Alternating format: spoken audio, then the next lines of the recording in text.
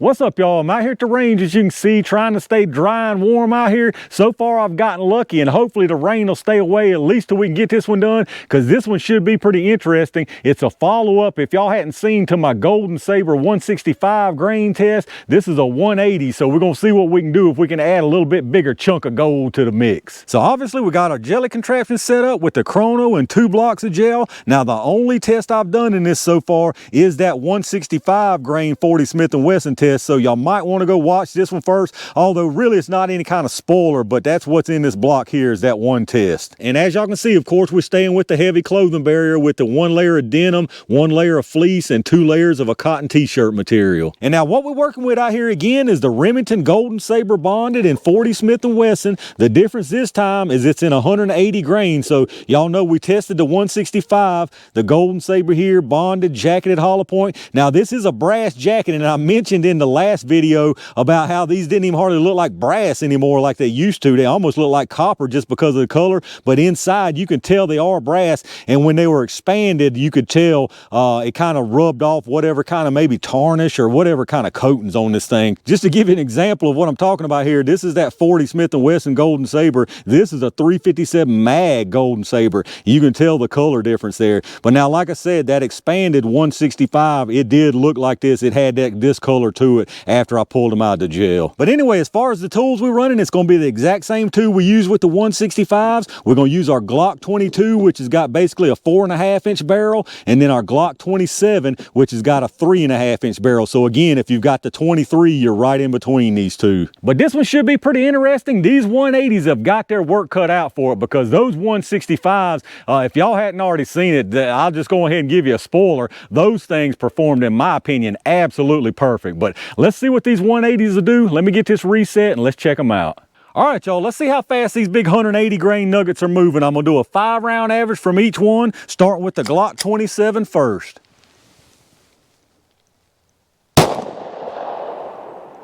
Got 925, 937,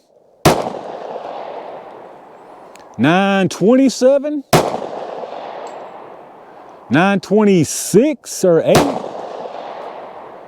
and 910. So look like pretty consistent at least. Let's go check that average out. All right, y'all, our 5-round average from the Glock 27 is 925 feet per second. If I remember correctly, the average from the 165 grain from this Glock 27 was about 100 feet per second slower than that, but I'll put it up here on the screen. So let's get this reset and let's see what that Glock 22 can do. All right, y'all, let's see what they can do from the Glock 22. I believe the spread between this 22 and the 27 on those 165 grainers was around 60-some feet per second. So I'm expecting about that on this. But let's see what we get here. Looks like 971, 982,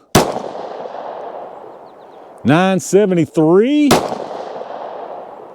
972, and 978 it looks like. So I think that's around 60 difference. Let's go down there and check that out. All right, so the 5-round average from our Glock 22 is 975 feet per second. And if you remember from that 27, it was 925. So we're exactly 50 feet per second faster from this Glock 22. So I figured it was going to be around 60 or so. That's what we saw out of this 165. So very interested to see the performance out of these 180s in the gel. So let me get this reset and y'all know what time it is. All right, y'all, it's pay dirt jelly time. We'll put 1 round from each barrel into the gel down there, starting with this Glock 27. I'm gonna try to get real fancy here because I'm gonna put it behind those other tracks and then I'll show y'all from the other side. If it don't work out, I'll use all that space in the front, but I'm gonna try to use that for a different test. So let's see if I can slice and dice through this gel. All right, I think that actually went exactly where I was trying to put it. Let me make sure it stayed in.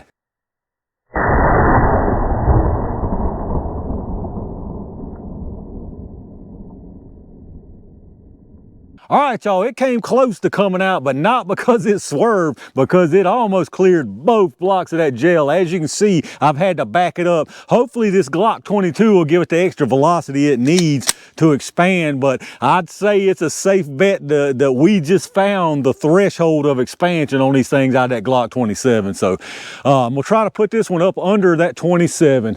Hopefully we'll have the same luck I just had. All right, I think that should be perfect. Let's go down there and check it out and see what we got.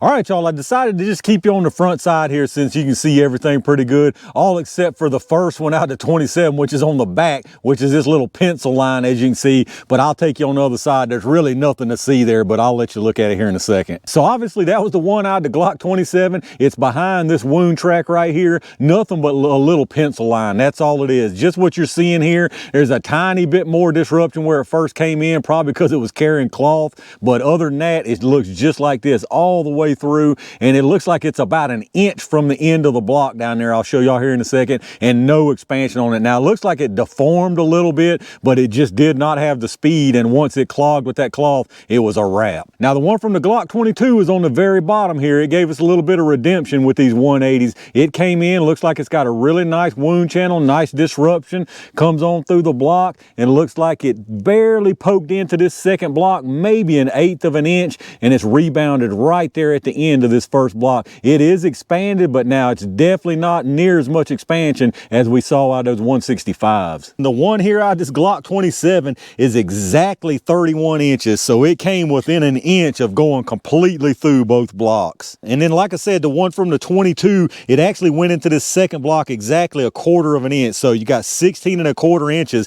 which is again perfect penetration like we saw on the 165s. So here we are from above looking at that Glock 27. Like I said, nothing but a little old pencil line all the way through the first one, all the way through the second one, and there you see it sitting there right at the end of that second block. And as you can see, it's definitely clogged and not any kind of expansion, maybe a little deformation. And then again down there on the bottom, that's the one out of the Glock 22. So really nice disruption there, as you can see, carries on through that first block, dragging some cloth material with it, and then there it is there. You can see it's got some pretty decent expansion from what I can tell, and then like I said, it poked barely into that second block there and then rebounded. All right, y'all, let's take a look at our projectiles. I think you can guess which is which. Obviously, this is out of the Glock 27. This is out of the Glock 22. So your Glock 27 there, you can see it didn't completely pack that cavity with cloth, but it just clogged it all up. It clogged up the serrations, and that's more than likely what kept it from expanding. It didn't have enough speed to push that stuff on out like the 165s did, because you can see the 165s, there's the 165 out of the Glock 27 versus the 180. I mean, huge difference. And then the 180 here out of the Glock 22, there's your 165 again out of the Glock 22. So what you got here was less peeling back on this, but you ended up with a bigger final size because of that. So really nice performance out of this one right here. Now that I pulled it out of the gel and looked at it, that's a very nice expansion on that. But let's get our weights and see if we lost anything. So they both started at 180. This one here out of the Glock 22 is 179.9. So I would say no loss there, or maybe a tiny little fleck of lead throughout the track. And then this one here out of the Glock 27, we've got 180.6. And I'm imagining that's the cloth and denim and all that it's picked up there in the cavity. All right, now as far as expansion, there's absolutely none on this. I don't think the deformation even caused the point to go as big as the base. No, it didn't. So you got 367, 372. So like I said, you can tell it's got a little bit of deformation, but nowhere close to getting that thing expanded. Now this one here from the Glock 22, a different story on it. You got 689, 707, and 708. So some really nice expansion on that one there. And there you have it, y'all, the 40 Smith & Wesson Golden Saber in 180 grain. So shows us what happens when we add a bigger gold nugget to the mix. In the case of the 27, that ain't it. If If you're carrying this 27, I would definitely go with that 165. Now, in the case of the 22, it's kind of like pick whatever you want, it looks like to me. Would this expand like this every single time? I mean, who's to say? But I suspect that it would. Would this not expand every time? Again, who's to say? But I don't think it would expand at all. Just looking at what it did here, you can kind of guess a lot of times, even when they don't expand, and see if they tried to, but I don't think this thing right here has a chance of expanding out of that Glock 27. All right, y'all, that's going to wrap it up for the 40 Smith & Wesson Remington Gold Dot test. So unlike those 165 grainers, we didn't get but a 50% success rate out of this one. The Glock 22, I think, still did a fantastic job. The Glock 27 was a total fail on that one. Did not expand. I don't think it even thought about expanding. In my opinion, it just did not have the velocity to push that 180 grainer fast enough to get it to expand, especially through that cloth. But y'all let me know y'all's thoughts on it down in the comments. Do you carry these Golden Saber rounds in 180 or 165, and are you rethinking which weight you are carrying after seeing these results? If you did enjoy this video, take a second to hit that thumbs up button, subscribe to the channel, and make sure you click that bell notification icon so you can hopefully get notified when I upload new stuff. Take a second if you would and check out my affiliate links in the video description. If you shop through Amazon, hit that storefront link up first. You'll go straight through Amazon like normal from there, and anything you buy after that, I get a kickback from them towards the channel. It's starting to get cold enough now where I'm gonna have to start covering my ears up, so these Axle GS Extremes are going to come in clutch when I have to do that. If y'all are looking for some fantastic ear pro, hit up those Axle links down below and you can save a pile of money instead of going straight through their site. I appreciate the heck out of all my Range Gang members and every single one of y'all out there for supporting the channel. I got a bunch of good stuff headed y'all's way, so be on the lookout for that. And in the meantime, stay safe, stay prepared, and I'll see you soon.